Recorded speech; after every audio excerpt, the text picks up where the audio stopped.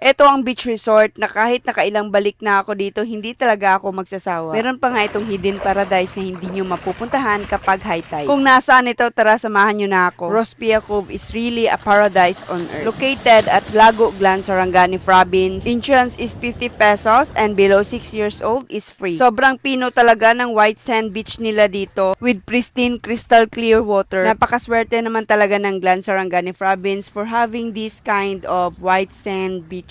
Cottages cost 700 to 1,500.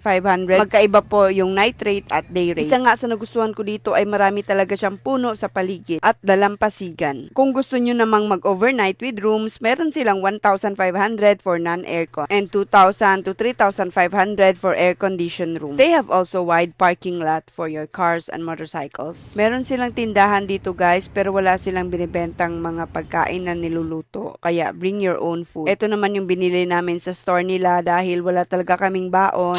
Meron nga din silang mangrove forest dito guys na talaga namang siksik sa marine life. Kapag naman binaybay nyo itong mangrove forest na ito ay mararating nyo ang hidden paradise. Isang paraiso na mararating nyo lang kapag low tide. Para ka na rin nasa Virgin Island. Pag high tide naman, ang sarap ng maligo dahil the trees will shade you from the heat of the sun. And by the way, I would like to remind you na pagpasok mo sa Lago Glan, Sarangani Province ay meron pong environmental fee for 50 pesos. Thank you for watching. This is Gracia. Follow me for more.